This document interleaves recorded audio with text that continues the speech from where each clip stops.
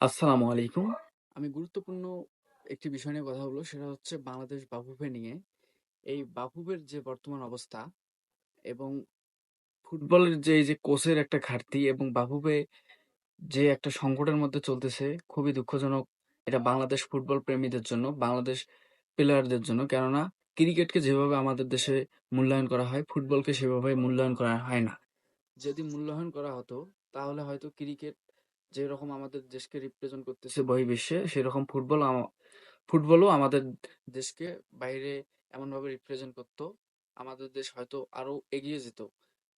কেননা ফুটবল বাংলাদেশ এবং পৃথিবীর অন্যতম একটি জনপ্রিয় খেলা। পৃথিবীর প্রথম জনপ্রিয় খেলা হচ্ছে ফুটবল। সেই ফুটবল আমরা এমন একটি পর্যায়ে অবস্থান করতেছি, ফুটবল থেকে আমরা অনেক দূরে, বিশ্ব থেকে আমরা অনেক দূরে। তো যেহেতু আমরা বিশ্ব থেকে অনেক দূরে, আমরা যেখানে আছি সেই পর্যায়ে নিয়েই আমরা কথা বলবো। সেটা হচ্ছে এএফসি এশিয়ান কাপে বাংলাদেশের অবশ্যই ২০২৭ সালের বাছাই পর্ব হতে যাচ্ছে আমাদের ২০২৫ সালেই। প্রথম ম্যাচটা হচ্ছে ২৫শে মার্চ ২০২৫, বাংলাদেশ বনাম ভারত, আমাদের প্রিয় শত্রু। আমি ভারতকে ডিরেক্ট শত্রুই বলি। তো এই আমাদের শত্রুর সাথে খেলা, সেদিন দলকে পরিচালনা করবেন এবং নেতৃত্ব দেবেন আমাদের সবার প্রিয় এবং আমাদের আস্থাভাজন সেই জামাল ভুঁইয়া, এবং আমাদের মাঝে নতুন করে আবির্ভাব হবে আমাদের আরেক নতুন স্টার, যার জন্য আমাদের দলের মার্কেট ভ্যালু অনেক হাই, হামজা চৌধুরী। তিনি অবশ্যই সেদিন খেলবেন। যদি কোনো আহ, চাপ না থাকে বা কোনো সমস্যা না থাকে, তিনি অবশ্যই খেলবেন, তিনি কথা দিয়েছেন। আর দ্বিতীয় ম্যাচটি হচ্ছে আপনার সিঙ্গাপুরের সাথে 10 জুন হবে, এটাও 2025 সালেই।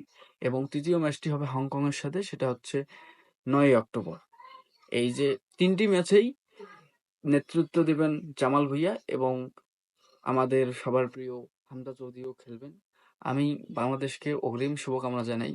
আমি সব থেকে পছন্দ করি বেশি ফুটবলকে। আমাদের দেশের ফুটবল যেন অনেক দূর এগিয়ে যায়, ফুটবল দিয়ে যেন আমাদের দেশকে বহির্বিশ্বের কাছে তুলে ধরা যায় যে বাংলাদেশ নামে একটি দেশ আছে যারা ওয়ার্ল্ড কাপে খেলে।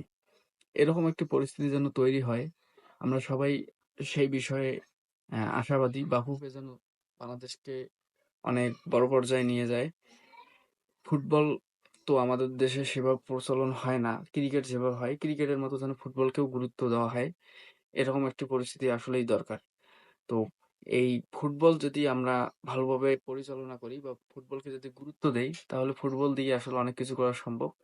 এবং বাংলাদেশে যে আরো প্রতিভাবান খেলোয়াড়রা বাইরের দেশে আছে, তাদেরকে নিয়ে আসার আমি জোর দাবি জানাচ্ছি বাফুফের কাছে। তাদেরকে যেন নিয়ে আসা হয়। অনেকেই আসার জন্য আগ্রহ জানাচ্ছে, তাদেরকেও যেন নিয়ে আসা হয়। ধন্যবাদ।